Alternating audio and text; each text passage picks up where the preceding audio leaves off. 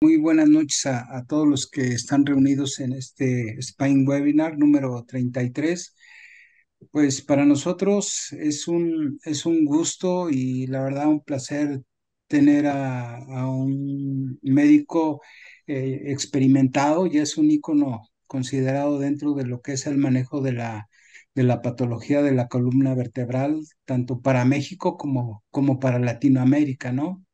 Es un expertise ya de años en el Instituto Nacional de Rehabilitación, neurocirujano y pues ha hecho toda su carrera profesional en la investigación de la columna vertebral y sobre todo todas las publicaciones que ha presentado a través de su historial, de toda su enseñanza, su academia y resolver los problemas de la columna vertebral. Creo que ha sido algo que va a la vanguardia día a día y por eso es que nosotros como Grupo Spine Webinar, el haber hablado con él en estos días recientes, creo que pues nos da una oportunidad de escuchar al doctor Alpizar, un magnífico neurocirujano. Doctor, buenas noches y adelante, es toda suya la plática de destrucción vertebral. Hola, ¿qué tal? Muy buenas noches, muchas gracias. Agradezco a los organizadores, al doctor Enrique, al doctor Antonio Sosa, por la invitación y la oportunidad de venir a platicar con ustedes en esta plataforma que también ya tiene su historia y pienso que se ha hecho ya también un punto de referencia en la cirugía de columna en México. Y pues ya muchos de los que nos dedicamos a la columna, pues queremos estar aquí, ¿no? Cada que nos inviten y con mucho gusto venimos. Como bien ya lo comentaba el doctor Enrique, voy a hablar acerca de una enfermedad que es la destrucción vertebral y hablar un poquito acerca de la línea de investigación y cómo surgió todo esto en el Instituto Nacional de Rehabilitación, que es donde yo trabajo en la división de cirugía de columna. Es un grupo de médicos, el doctor Alejandro Reyes Sánchez, el doctor Luis Miguel Rosales Olivares, el doctor Barón Zárate Calopoulos, la doctora Carla García Ramos, que está encargada del Departamento de Desarrollo e Investigación, y recientemente se ha agregado al staff de médicos el doctor Omar Esteves, que es egresado de nuestro curso de alta especialidad en cirugía de columna vertebral de 2 años. Bueno, eh, el término síndrome nosotros lo aprendimos en la Facultad de Medicina, viene del griego que significa mismo lugar y es lugar donde confluyen varios caminos. Está formado por prefijo sin, que significa unión, simultaneidad, y dromos, que significa lugar donde se hacen carreras. En términos generales aprendimos que es un conjunto de signos y síntomas que tienen un fondo fisiopatológico común y que es secundario a diferentes patologías. Y lo agregamos a nuestro arsenal dentro de la Facultad de Medicina, dentro de nuestra carrera, como una estrategia diagnóstica que tiene como objeto discernir la etiología de una enfermedad compleja con el fin de agilizar su tratamiento para limitar complicaciones y secuelas en el enfermo. La columna vertebral tiene diferentes patologías que todos ya conocemos, en donde existe una destrucción en la vértebra y esto trae como consecuencia pues, una alteración en la ultraestructura y estructura que nos trae como consecuencia una pérdida de la función de la columna vertebral como estructura, que es la capacidad de carga, la protección del sistema nervioso y la movilidad. Cuando se altera esta estructura y ultraestructura y pierde esta capacidad de protección, de carga y de movilidad, se presenta la mayor parte de las veces un cuadro clínico que es bastante complejo y que en algunas ocasiones representa, yo creo que uno de los retos más fuertes en el tratamiento de las patologías frente al cirujano de columna vertebral. Este tipo de alteraciones cuando se presentan en la columna vertebral se presentan con una serie de manifestaciones que al principio es muy difícil discernir cuál es la etiología. Estos síntomas son dolor, debilidad cuando ya hay una compresión, disestesias, parestesias y en términos generales una incapacidad funcional. Y se asocia ya cuando llevamos a cabo la exploración del paciente, una alteración en la estructura y ultraestructura con un aumento de volumen, deformidad y déficit neurológico. Y cuando vemos el tipo de alteraciones que causan estas manifestaciones, las podemos englobar en tres grandes grupos, que es la infección, la tumoral y la metabólica, y que tienen como característica común que las tres destruyen la columna vertebral y hacen que pierda esta capacidad o esta función. Dentro de los tres grandes grupos se pueden subdividir en el caso de los tumores en primarios, secundarios, infecciones piógenas, tuberculosis y enfermedades metabólicas y otras. Si nosotros unimos el fondo fisiopatológico, que es la pérdida de la carga, pérdida de la estructura de la columna vertebral, así como los signos y síntomas, y teniendo en cuenta que es una etiología variable, nos encontramos, y así lo razonamos en su momento, frente a un síndrome que es una enfermedad compleja, que es causada por diferentes etiologías, que es todo un reto y que tiene en sus inicios un tipo de manifestaciones comunes desde el punto de vista clínico. Fue así como en el 2008 juntamos una serie de pacientes, de 105 pacientes en un primer estudio, que tenían estas características. Obviamente estos pacientes siempre los habíamos recibido y se han recibido a lo largo de la historia de la patología de la columna vertebral desde tiempos inmemorables. Y me imagino que se enfrentaron a una situación clínica muy parecida a la de nosotros.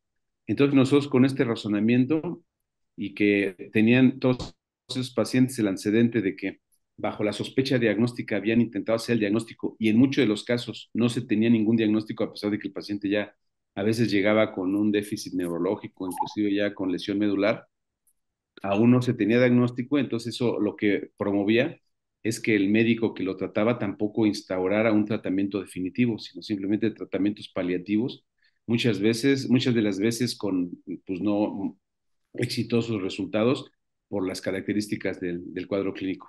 Entonces, al notar esto, que reiteradamente llegaban pacientes que tenían meses, semanas, inclusive acabamos de hacer un estudio, una revisión en el caso de la enfermedad de POT en América Latina, y hay casos en donde aún después de inclusive un año todavía no hay diagnóstico, porque todos sabemos lo difícil que es a veces aislar el microbio que causa, en el caso, por ejemplo, de la tuberculosis o de una enfermedad biógena.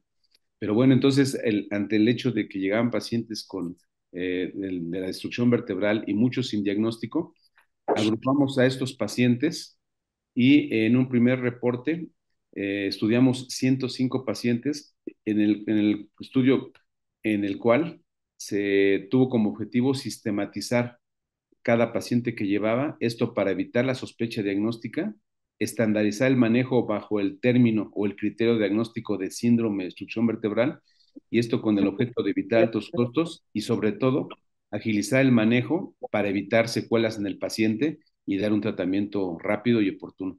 En un primer intento hicimos una hoja en donde agrupamos lo que nosotros pedíamos normalmente en cada grupo de etiológico de extrusión vertebral, es decir, todos los laboratorios y gabinetes básicos, los que pedíamos en tumores y los que pedíamos en infecciones, tomando en cuenta también, siempre en todos los casos, tanto cultivos como la biopsia, que la mayor parte de las veces es el golden standard, como lo vamos a ver más adelante.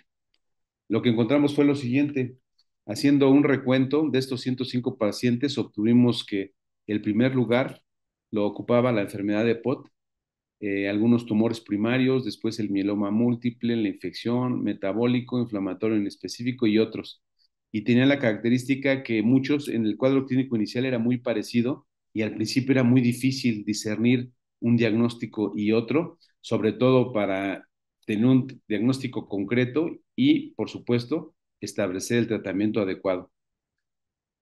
Aquí vemos algunas de las características que importaba este grupo de pacientes con respecto al sexo. Creo que escucha por ahí algo.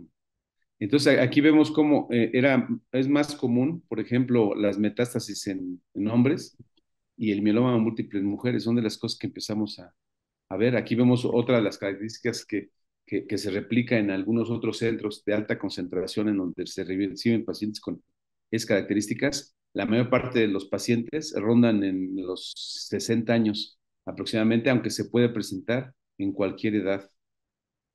Una vez que hicimos toda la protocolización del estudio en estos pacientes, nos dimos a la tarea de hacer por cada estudio, sacar los valores de sensibilidad, especificidad, valor predictivo positivo y valor predictivo negativo, así como la exactitud y la prevalencia de la prueba por estudio. En este caso, la resonancia magnética, como se ve en la tabla, gamografía, tomografía, laboratorio y en otro tipo de estudios cruzados en paralelo. Después hicimos el cruce de la sensibilidad, especificidad, valor predictivo positivo y negativo y la exactitud y la prevalencia, pero de acuerdo al diagnóstico. Por ejemplo, aquí vemos los casos de infección. En la derecha vemos los casos de tumores primarios y sus porcentajes y lo que obtuvimos. En este caso, la enfermedad de POT, cómo evaluamos la sensibilidad. Todo esto fue corroborado con el diagnóstico que ya habíamos obtenido de manera definitiva con el protocolo de instrucción vertebral para ver qué tanta especificidad, sensibilidad y valor predictivo positivo y negativo proporcionaba cada uno de los estudios por cada una de las patologías de destrucción vertebral. Aquí vemos el caso de mieloma múltiple en porcentaje. Y posteriormente, al haber hecho esta clasificación de todos los estudios que nos daban más aporte al diagnóstico, eliminamos los que no daban mucho apoyo o aporte desde el punto de vista de sensibilidad, especificidad, valor predictivo positivo evaluado por los expertos y redujimos el protocolo a una serie de estudios como los que muestran aquí la gráfica, que eran los que nos utilizaban y que nos daban más aporte para hacer el diagnóstico, por supuesto, todos acompañados tanto por biopsia como por cultivo. Entonces fue así como en un segundo estudio que publicamos en el 2012 en la revista Columna, revista brasileña, en donde más se publica en América Latina, por cierto, evaluamos esta nueva gráfica para ver si teníamos un resultado semejante al primer grupo, en donde eran 27 estudios, y teniendo en cuenta estos tipos de estudios, como es los estudios básicos de laboratorio y de gabinete, rayos X simples, resonancia magnética, gamografía y la biopsia, por supuesto. Aquí no aparece la tomografía porque la tomografía la utilizamos más bien para la estadificación de la estabilidad y la planeación del tratamiento quirúrgico, más que como un criterio diagnóstico, porque hemos visto tomografías, la destrucción es muy parecida en la mayor parte de los estudios, ya que es únicamente pérdida ósea y pérdida de la capacidad de carga. Una vez hecho la reducción de estudios, evaluamos nuevamente la especificidad y sensibilidad. Se incluyeron 11, incluyendo la biopsia y los cultivos, y esto con el objeto de hacerlo más rápido el estudio. Se hizo de manera sistemática en hospitalización en 20 pacientes en la consulta externa que se sometieron al protocolo, sobre todo, que es lo más importante, más que el protocolo de estudio, que es el criterio diagnóstico, porque nos hemos encontrado en algunas otras sedes hospitalarias que no tienen una posibilidad de tener acceso a los mismos estudios como gamografía o inclusive tienen algunos otros adicionales y pueden variar el protocolo, pero aquí el objeto es el criterio de diagnóstico, que es lo importante. Esta hoja se llenó para el laboratorio, se evaluó con cifras normales, para los de gabinete como positivos o negativos, y se usó una estadística descriptiva, se evaluaron cuantitativos y cualitativos. Y lo que obtuvimos fue muy similar, un grupo de pacientes cuya edad rondaba más o menos por los 60 años, igual que el primer grupo. El número uno afectaba el nivel lumbar torácico y enseguida de la columna cervical y sacra, y vemos que se repite nuevamente como primer lugar la enfermedad de POT, aunque hemos visto en las últimas series de unos 5 o 8 años para acá que ha tendido a disminuir la enfermedad de POT y ya se ha incrementado las enfermedades piógenas. Eso sería tema de otro análisis y ver qué es lo que está pasando. En este grupo tuvimos 10 hombres y 10 mujeres, el 45% fueron alrededor de los 60 años y el primer lugar, como en los estudios previos, fue en la enfermedad de POT. Una vez hecho la evaluación y la publicación, vimos que esta sistematización tenía una exactitud diagnóstica aproximadamente al 90% y siempre nada más al 90%. Había un 10% que como hasta el momento sigue pasando, que a pesar de que hacemos biopsia, que hacemos cultivo, no tenemos ningún diagnóstico desde el punto de vista histopatológico o de cultivo. Entonces, muchas de las veces tenemos que hacer el diagnóstico utilizando y cruzando el resto de los estudios. Hemos visto que existen diferentes reportes en la literatura que reportan diferentes grados de especificidad y efectividad en la biopsia. Sin embargo, la mayor parte de los estudios que se reportan de biopsia transpedicular es en grupos de pacientes en hospitales oncológicos, en donde no se reciben de diferentes etiologías, como en nuestro caso, que puede ser una enfermedad metabólica, puede ser una infección piógena, una infección por tuberculosis, un tumor primario, inclusive un tumor secundario. Entonces, fue así como, como vimos que no teníamos siempre el 100% de resultados, llegamos, y lo vamos a decir así, a desconfiar de nuestros patólogos. Y entonces fue así como hicimos este segundo estudio, en donde tomábamos la biopsia transpedicular, el taquete, a través de una aguja de Hampshire, y tomábamos suficiente material para mandar la mitad, dividido en cuartos, para que no se hubiera, los primeros 3 cuartos lo hacíamos cruzado, a una institución se mandaba el uno y el 3 y a otro el 2 y el 4 y lo mandábamos a una institución afuera privada y a nuestro propio patólogo sin decirle obviamente, haciéndolo ciego para ellos para ver qué era lo que obteníamos.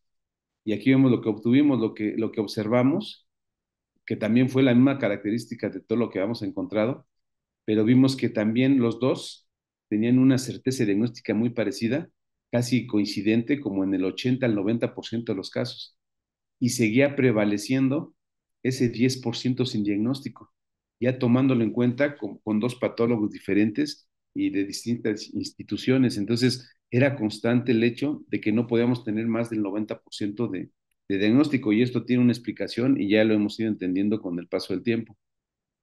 Fue así como después se nos ocurrió, tratando de buscar solución al respecto, como lo han hecho en otras partes del mundo, es utilizar la gamografía, puesto que en todo nuestro protocolo, a todos nuestros pacientes hacemos gamografía ósea.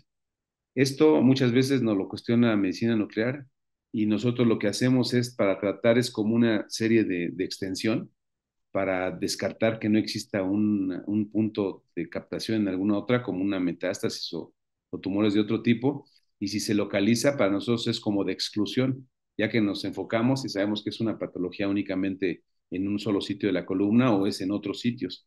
Entonces, en todos lo hacemos. Entonces, a raíz de algunos estudios que se han hecho en otras partes del mundo con SPECT, que es un estudio muy caro, nosotros asociamos el uso de la gamografía para ver el nivel de captación, y en base a la localización tomar la decisión de dónde vamos a tomar la biopsia y esto estudiarlo, ya que la biopsia tiene mucho mayor sensibilidad en cuanto a cambios estructurales, que puede ser que haya manifestación cuando hay tan solo afectación hasta del 10 al 12% del tejido, cuando en estudios de imagen, por ejemplo en rayos X o en tomografía, para que haya una manifestación estructural o evidente en el estudio, a veces se necesita que haya de hasta el 30 o 40% de alteración estructural o destrucción en el hueso. Entonces obtenemos alteraciones mucho más tempranas en la gamografía y nos sirve de referencia para tomar la biopsia en un lugar activo y que nos ayude más el diagnóstico, porque como todos sabemos, una de las consecuencias de no tener un buen resultado de esta patología tiene mucho que ver en el expertise del que toma la biopsia, el sitio donde se tomó y los métodos de estudio que se utilizaron para ubicar exactamente el sitio de la biopsia. Entonces, ya una vez tomando en cuenta esto, nosotros obtuvimos aquí que en este grupo de más de 60 pacientes, mejoramos la certeza diagnóstica hasta el 96%, aquí no se alcanza a ver, que es muy similar a lo que reportan otros estudios, pero utilizando el SPECT. Como lo reporta WHO, él usa el SPECT y tuvo una eficacia diagnóstica del 97.62, y nosotros, adicionando la gamografía para tomar como criterio la toma de la muestra, subimos nuestro criterio diagnóstico y especificidad hasta el 96.7. Este trabajo ahorita ya está en proceso de aceptación y ahorita estamos esperando que nos lo acepten para publicarlo. Posteriormente a toda esta eh, carrera en donde hicimos la descripción del síndrome y el serie de estudios, empezaron a aparecer algunos otros artículos en otros países, en América Latina, un libro en España ya acerca de la destrucción vertebral, algunos informes ya en revistas de otro tipo, en inglés, en el Journal of the Spine y en la revista oficial de la AO, y se empezó a difundir, y de tal forma que en la actualidad ya el síndrome de disfunción vertebral es un término que se utiliza ya en América Latina. Hace 15 días regresamos de Tarija, Bolivia, donde se llevó a cabo el Congreso de la Sociedad de Cirugía Neurológica del Cono Sur, donde está Brasil, Chile, Argentina, Paraguay, Uruguay y Bolivia. Y el tema de la parte de columna completo fue destrucción vertebral en el contexto del Congreso de la Sociedad de Cirugía Neurológica del Cono Sur.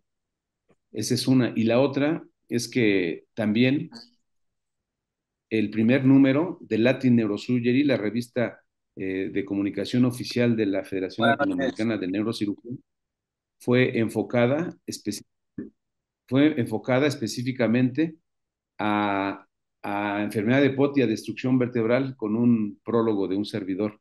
Y ahorita ya está ahí preparándose para sacar el primer volumen y afortunadamente con un tema muy de América Latina, que es la destrucción vertebral, específicamente la enfermedad de POT. Esperemos que ya pronto salga este número con ese grupo y revisiones de artículos que hicimos con algunos compañeros de Latinoamérica, con otras sociedades. En la actualidad tenemos una población en general, ahorita ya en un corte que hicimos, esto fue en el 2018, de 764 pacientes, 356 mujeres, 408 hombres, y en donde se repite y coincidentemente las características y distribución de la aparición de los pacientes. En donde tenemos pacientes hasta de 4 años y hasta de 90 años, y gratamente en el Congreso de Neurocirugía este de Mérida y el anterior, hubo por ahí un trabajo que se presentó, un trabajo libre que su título era Síndrome de destrucción vertebral en niños. O sea, ya hay un grupo de médicos que están estudiando que seguramente tiene diferentes características y la etiología va a variar, pero el hecho de la estrategia diagnóstica de manejarlo como un síndrome es una ventaja desde el punto de vista diagnóstico y terapéutico, porque ya por ejemplo, en Venezuela, algunos médicos cuando lo escucharon, algún médico ya de cierta experiencia se levantó y dijo, doctor, en algún momento, en algunos pacientes con destrucción vertebral, llegó un momento en que habíamos hecho todos los estudios y no teníamos un diagnóstico certero y no sabemos qué decirle al paciente. Y dice, y ahora sí vamos a tener que decirle, le vamos a decir que tiene un síndrome de destrucción vertebral.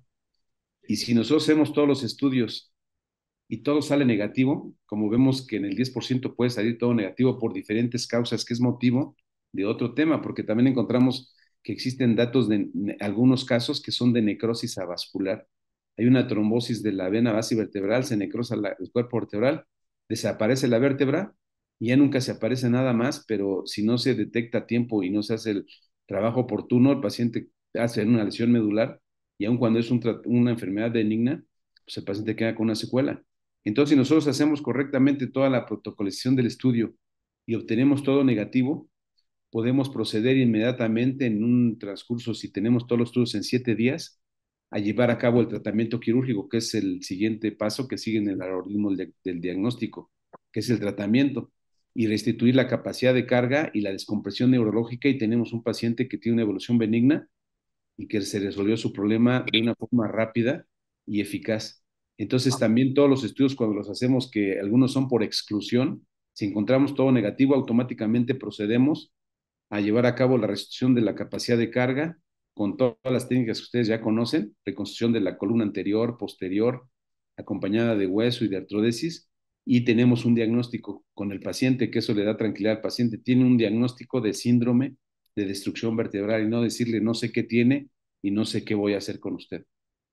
Aquí vemos la característica de los pacientes ya en este gran grupo, que es también todo se repite alrededor de los 60 años. Ahorita ya nuestra casuística ronda por los 1500. Ahorita estamos tratando de hacer ya un recuento de los factores de riesgo de síndrome de destrucción vertebral y pronto vamos a lanzar un estudio multicéntrico en América Latina para que nos ayuden con sus casos de destrucción vertebral y de qué forma lo estudian y qué características tienen fuera de México, por lo menos, que es donde más se ha estudiado este tipo de pacientes con estas características. Aquí vemos cómo se distribuye, aquí vemos las características de la edad, algo de la distribución, tanto benignos como malignos. Y aquí otra característica también es el número de niveles afectados. Hemos tenido pacientes que tienen desde un nivel hasta prácticamente todos los niveles de la columna vertebral. Evidentemente, cuando hay una afección completa, pues es más fácil hacer el diagnóstico porque hay muchos lugares donde tomar la biopsia, pero cuando es un nivel o dos, que es la mayor parte de las veces, a veces es difícil encontrar un lugar para tomar la biopsia.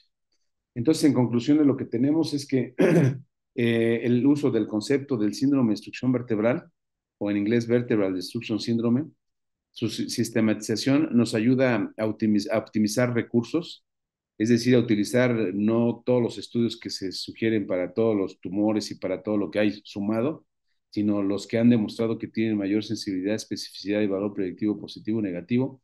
Esto con el objeto de eficientar el diagnóstico, reducir los estudios para que sea más ágil y se pueda estudiar el mayor número de lados la destrucción vertebral, economizar y sobre todo lo que es más importante, ofrecer un tratamiento oportuno y adecuado.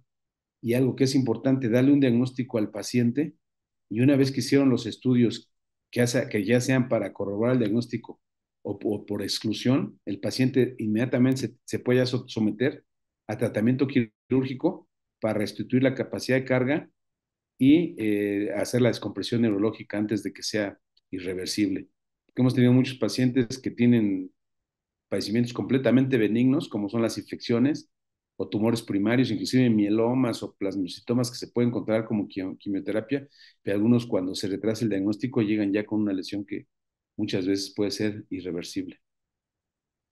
Aprovecho el espacio para invitarlos el día 2 de noviembre al octavo curso taller académico latinoamericano del capítulo Cirugía Columna, que forma parte de la Cruzada Académica Latinoamericana que estamos haciendo desde enero de este año en todos los países de América Latina, donde conjuntamos las sedes universitarias de neurocirugía para un concurso de trabajos libres, un concurso de conocimientos y hacer un taller de elaboración, redacción y publicación de artículos tanto en neurocirugía como en cirugía de columna.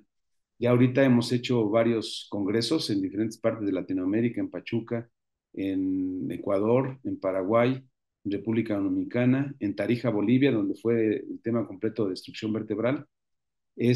Mañana nos vamos a Paipa, Colombia, con los residentes de allá. Y no me voy sin comentarles que a partir del día 25 de octubre vamos a tener votaciones en la Sociedad Mexicana de Cirugía Neurológica y para lo cual pido su apoyo para continuar con este tipo de proyectos. Sobre todo los que yo sé que hay ortopedistas y neurocirujanos, a los que son de la especialidad de neurocirugía dentro de la Sociedad Mexicana de Cirugía Neurológica. Muchas gracias.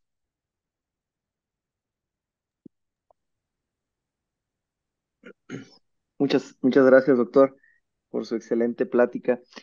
¿Alguien tiene algún comentario o alguna pregunta para el doctor Alpizar?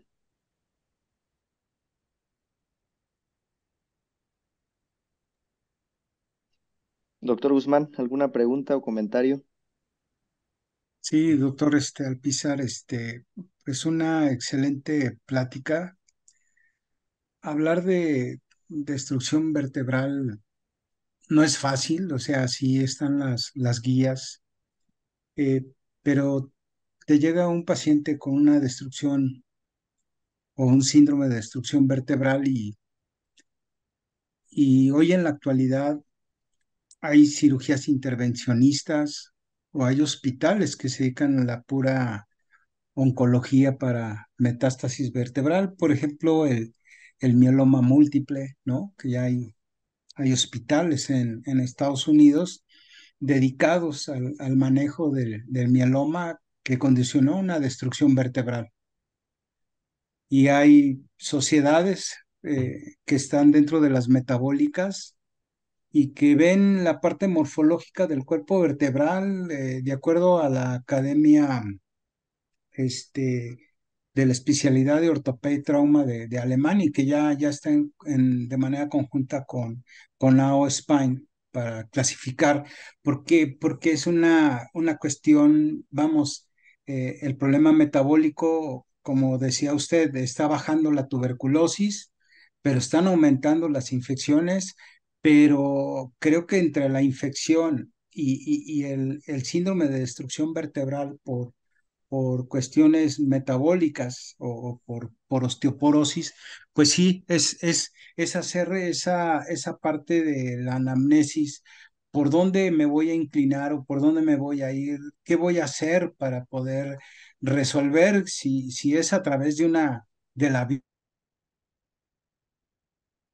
biopsia como el gold standard, pero hay algo que sí tendríamos que puntualizar, que quién de los cirujanos de columna son los que tengan que abordar este tipo de síndromes de destrucción vertebral, ¿no? Porque está el oncológico, que es complejo, porque tienes que ver si las células plasmáticas o si el tumor de mama, qué tan vascularizado está, etcétera, qué tipo de tratamiento quirúrgico le voy a realizar a cada uno de mis pacientes, una vertebroplastía, una cifoplastía, o una hibridación con un sistema de fijación que me permita dar esa estabilidad a ese síndrome de destrucción vertebral.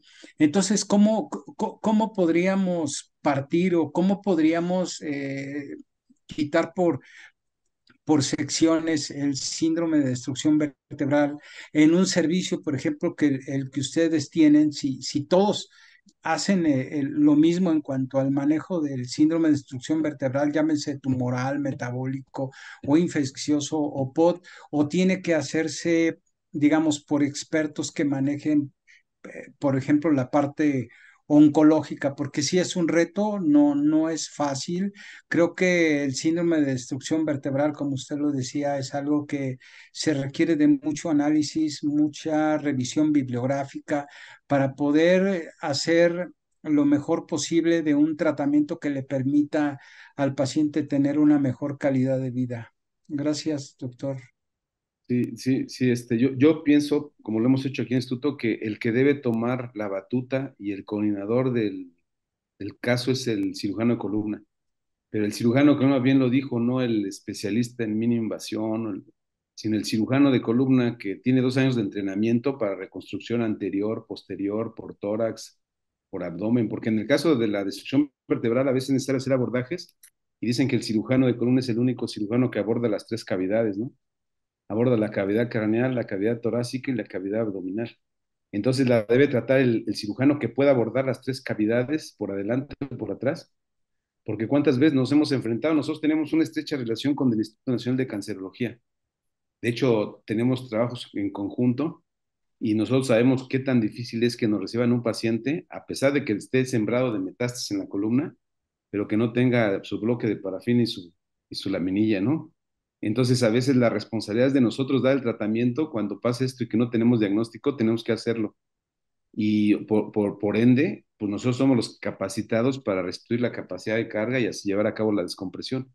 Entonces, para mi punto de vista, el que lleva la batuta y el que debe ser el líder del grupo en el síndrome de disfunción lateral es el cirujano de columna, que es el que decide los tiempos y en qué momento entra el oncólogo médico y en qué momento entra el infectólogo y en qué momento entra algún otro especialista, como los de osteoporosis, por ejemplo. Él es el que decide. Muchas veces nos hemos enfrentado y nosotros también tenemos un muy buen servicio de infectología aquí en el instituto y hemos llegado a tener roces también por los criterios diagnósticos. A veces ellos no nos quieren dar el antibiótico si no hacen no hacemos, por ejemplo, el drenaje del absceso, porque a veces hay un absceso hacia el psoas y todo, pero realmente quien decide en qué momento, y a veces hemos terminado mal, porque nosotros no nos quedamos la pauta, quién entra en qué momento, de acuerdo a varias cosas. Uno, hacer el diagnóstico rápido y preservar la función, la capacidad de carga y la descompresión neurológica. Y después ya viene, cuando nosotros hicimos ya eso, en el caso de que así sea, porque hay unos casos en donde preferimos primero mandarlos a oncología médica, ya entra el oncólogo, pero todos refieren y regresan con nosotros para hacer ya la restricción de la capacidad de carga de la columna arterial. Entonces, para mi punto de vista, quien debe tomar el liderazgo en el síndrome de disfunción vertebral es el cirujano de columna, auxiliado con las áreas de oncología médica, infectología y el resto de las especialidades.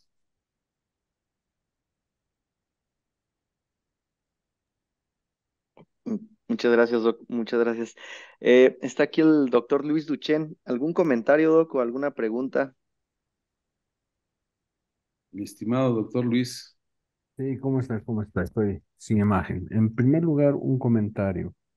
Estamos frente al doctor Armando Alpizar, con el cual he tenido el privilegio de compartir directiva en la FLANC y quiero que se sepa que el doctor Alpizar está haciendo un trabajo extraordinario en lo que se refiere a estas cruzadas de educación en columna a nivel Latinoamérica. Él ha mostrado todos los sitios donde ella fue. Y cuando las cosas se hacen bien y cuando las cosas se hacen con calidad, pues es necesario darles de alza. Y creo que el doctor Alpizar está llevando muy en alto el nombre de México realmente y Latinoamérica en lo que se refiere a columna, por lo cual yo tengo que felicitarlo nuevamente porque el trabajo, reitero, que está haciendo es muy arduo, muy competitivo y realmente está generando muy buena expectativa. Y segundo, como él ha mencionado, hemos estado compartiendo recientemente este tema del síndrome de destrucción vertebral que es vigente, es un síndrome que tenemos que manejar y los elementos que han mencionado y han publicado son trascendentales. Por supuesto, cada uno tiene que tropicalizarlo, es decir, ver qué cosas son más prevalentes en cada país. En el mío, por ejemplo, la tuberculosis es la infección más frecuente. Y precisamente hemos trabajado en un equipo en donde el doctor Alpizar ha sido parte para hacer esto de unos textos, unas revisiones bibliográficas e incluso una propuesta de una clasificación para tuberculosis que esperamos se pueda publicar pronto. Todavía no hemos tenido la posibilidad de dar a la luz esta información, pero estamos en proceso y eso es importante, que hay integración.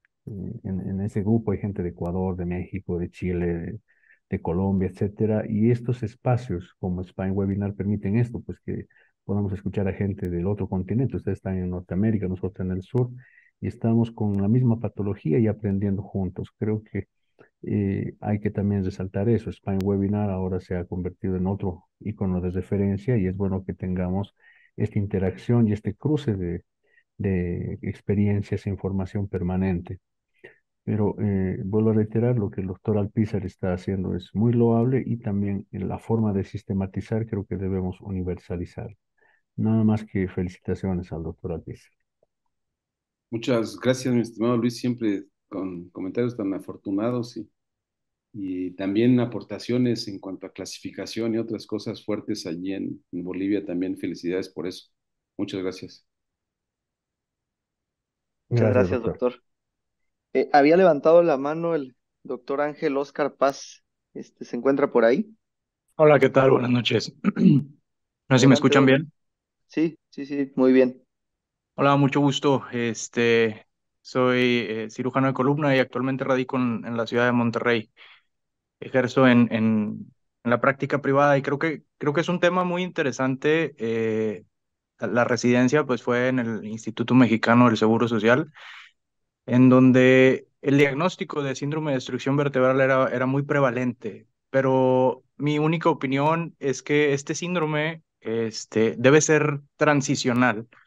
Transicional me refiero a que si tuviéramos un mejor manejo de recursos, estoy hablando de nivel Latinoamérica, México en específico, obtendríamos una diferenciación desde cuadros más tempranos y podríamos ordenar al paciente, como bien usted lo dijo, en las diferentes áreas mayores, en este caso ya sea la fractura por fragilidad, lo oncológico, lo infeccioso, y sin embargo creo que ese es ahí el punto de quiebre en donde por qué nos llegan tan complicados los pacientes y se nos dificulta mucho el diagnóstico. El paciente llega, como bien lo dijo, meses de retraso, eso en la práctica privada la verdad es que no sucede. Un paciente que no responde al mes de tratamiento, pues es una bandera roja. Entonces, automáticamente ampliamos el proceso de estudio. Pero en la vía general, pues es que el paciente es retrasado muchísimo, ¿no? Entonces, yo creo que es una muy buena línea de estudio, pero deberíamos incluir hasta los médicos de primer contacto para ver qué es lo que estudian o toman en cuenta del paciente antes de referir. Sí, yo creo que tomó el doctor Oscar Ángel, tomaste un punto medular muy importante. Ahorita en lo que nos encontramos, estamos tratando de promover que el síndrome sea integrado al CIE-10 y que este síndrome se estudie desde la Facultad de Medicina, porque bien lo dices, o sea, nunca llega un paciente con el especialista por una fiebre, ¿no? O sea, sin diagnóstico, porque eso lo ve el médico general hace el diagnóstico y cuando ya se tiene una presunción diagnóstica, se deriva al especialista porque que lo está causando, si es que es muy difícil manejo, si es de fácil manejo, pues ni siquiera llega con el especialista. Entonces yo creo que en el futuro ese es el objetivo primero de sistematizar y integrar el criterio diagnóstico para que sea una patología de primer nivel, se haga el diagnóstico e inmediatamente se dé el tratamiento cuando existen los primeros síntomas. Ahorita estamos en la etapa de que estamos haciendo en un grupo de 1,200 pacientes lo que son los factores de riesgo, como todos lo sabemos en epidemiología que se hacen en base a cruce de características de la población, porque son muchos pacientes, y eso quizá nos arroje algunos datos importantes. La otra, estamos haciendo un estudio junto con el doctor Israel Romero en cuanto a la detección del gen DKK1 y de su activación en el caso de infecciones, y también la cuantificación de osteoprotegerinas. Es decir, para tratar de hacer el diagnóstico inclusive más temprano a través de elementos que puedan estar en la sangre y que es una forma de obtener datos más tempranos y certeros y que nos vaya vislumbrando y que llegue un momento en que no llegue a todo lo que normalmente, como lo dijo el doctor, en la medicina pública principalmente, ¿no? Llega con secuelas y en un estado muy avanzado, sino que sea el diagnóstico desde temprano, inclusive desde antes de que exista un déficit neurológico.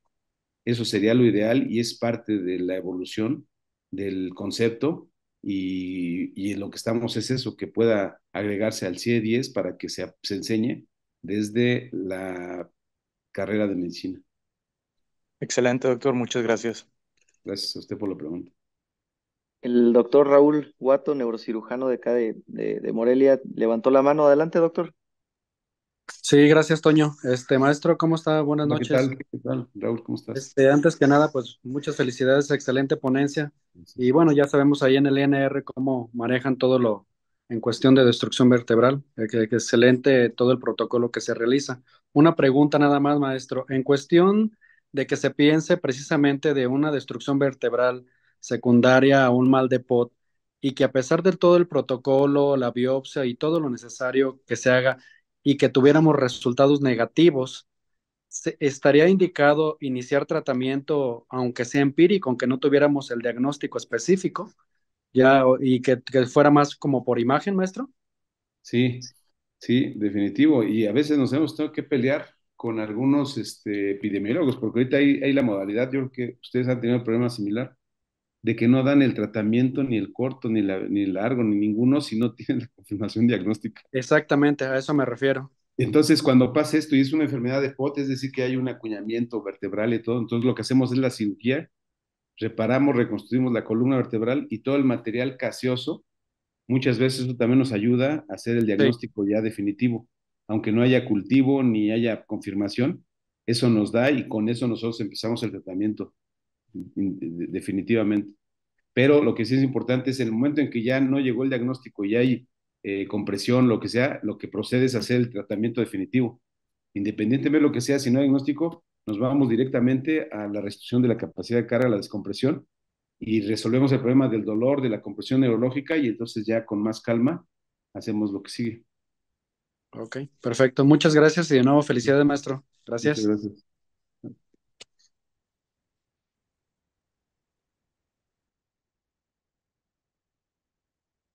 Otra pregunta, doctor Alpizar, Sí, sí. a ver si no lo cansamos, No, al ¿no? contrario, no se preocupe. No. Oiga, vamos, tenemos el síndrome de destrucción vertebral y, y pues tenemos el problema mecánico o el problema neurológico, pero también la parte del estado de salud del paciente, porque a veces no nada más es el proceso o el síndrome destructivo, sino también el paciente trae problemas de comorbilidades como hipertensión, diabetes, hipotiroidismo. Y no sé si ustedes ahí en ese apartado o en esa parte del síndrome de destrucción vertebral, si lo tengo que intervenir quirúrgicamente, tengo el diagrama de flujo para el tratamiento de metástasis vertebral como ejemplo, que ya lo dice el doctor Boriani, que es de la AO para la Oncology, para el manejo de este tipo de pacientes. Y si aplican ustedes el zinc, el Tucoashi, el Tomita, o ese apartado como el Karnowski, vamos, ya van como por default o tienen alguna otra línea de flujo para decir, creo que a este paciente le va mejor con esta técnica porque la destrucción me está condicionando, no sé, una destrucción que me está dando una inestabilidad y quiero ver si el abordaje es anterior o posterior, pero tenemos comorbilidades, tenemos un Karnowski, tenemos un Tucoashi con cierto puntaje, o me voy sobre el flujograma que dice Boriani, Weinstein, etcétera, por ahí algunos autores, para poder resolver el síndrome de destrucción vertebral. Sí, sí, como ustedes saben, son pacientes complejos y nosotros lo que hacemos, individualizamos el tratamiento para cada paciente. Esa es la primera. La segunda, cuando nosotros ya hicimos el protocolo y tratamos de que en cuanto se termine el protocolo de estudio, se instituye el tratamiento quirúrgico inmediatamente. Y este depende, evidentemente, de la evaluación de medicina interna, del riesgo que nos den y si se puede operar. A lo mejor no lo mencioné, pero el paciente desde que llega a la consulta externa, muchos pacientes llegan, algunos descompensados inclusive. Entonces, eso no lo mencioné porque como que no era el objetivo, pero muchos pacientes desde que llegan se empiezan a poner en condiciones para cirugía, independientemente de la situación, se les pone y se les controla para que el tiempo que tarden en hacer el diagnóstico se pone en condiciones y cuando ya estemos nosotros listos para hacer el tratamiento, individualizamos, no utilizamos las clasificaciones, nosotros individualizamos y protocolizamos al paciente con esos dos objetivos, quitar la inestabilidad y por tanto el dolor y la compresión mecánica y por tanto la compresión neurológica. Evidentemente, si pone en riesgo al paciente, si hay alguna contraindicación para la cirugía en cuanto a algún riesgo sistémico, pues nos esperamos al mejor momento, pero el objetivo es operar lo más rápido posible en las mejores condiciones posibles. Y no tenemos una técnica específica porque en algunos casos inclusive hemos llegado a utilizar fijadores externos. En algunos casos donde hemos tenido 2 o 3 casos en donde hay una infección en la columna, posoperados en algunas otras instituciones, y que ya la columna está expuesta, ya no tiene músculo, no tiene piel, y el hueso ya está necrosado y ya se imaginarán la situación, ¿no? Secundaria a una infección. Entonces hemos tenido inclusive que poner fijadores externos, hacer curación, usar VACs, esperar el tiempo necesario para que se cierre y afortunadamente en esos casos, de hecho ya por ahí están publicados, hemos tenido también pues evoluciones favorables. Es muy difícil que nosotros un paciente con destrucción vertebral se nos muera, independientemente de la etiología. Se estabiliza y ya si es una metástasis y ya es eso, normalmente ahorita ya, inclusive ya aprendimos un nuevo término. Ahorita estamos en un congreso en Colombia con los oncólogos de lo que se le llama la oligometástasis, ¿no? A diferencia de las metástasis generalizadas. Se ha visto que algunas oligometástasis ya las diferencian porque hay algunas que tienen una sobrevida ya inclusive indefinida y por más o 5 años con todo el uso de el diagnóstico molecular y los nuevos quimioterápicos y radiación, ya automáticamente un paciente, aunque tenga múltiples 2 o 3 metástasis, no significa que se va a morir, sino ya la sobrevida está cambiando. Entonces, por eso ahorita el criterio de oligometástasis diferencia de los que tienen metástasis en toda la columna, porque a esos hay que ser más agresivos y tratar de restituir la capacidad de carga, porque es diferente. Inclusive si tiene una sobrevida de 5 años, vivirle en una silla de ruedas con dolor, a no tener dolor, ¿no? Y tener preservada la movilidad. Entonces, ahorita también nosotros estamos encaminados a hacer otro tipo ya de clasificaciones por grupos, pero a diferente de lo de Tomit y todo eso, como que ya tenemos que hacerlo porque ya esto parte de la destrucción vertebral. Es muy diferente cuando lo abordamos desde el principio que cuando ya tenemos un diagnóstico y sabemos lo que tenemos que hacer. O en el caso de la distribución de las metástasis, ¿no? De los que ustedes ya conocen. Entonces, como que nos enfrentamos a un terreno diferente con cuadros clínicos que son todo un reto. Y ahorita estamos en la etapa de recopilar todo ese tipo de clasificaciones para hacer algoritmos más específicos en el tratamiento, en lo que sigue después, bien lo dijo, ¿no? O sea, debería haber un antes y un después, porque ya en el momento en que el síndrome tiene diagnóstico, ya deja de ser síndrome, ya tiene un diagnóstico, pero el síndrome fue el que hizo que llegáramos al diagnóstico. temprano y muchas veces no tenemos el diagnóstico, entonces nos quedamos con el síndrome y el síndrome también tiene un tratamiento y un algoritmo de pasos para llegar a la solución del problema.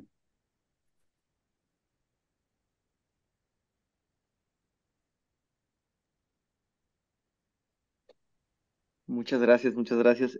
¿Algún otro comentario, alguna otra pregunta para el doctor Alpizar?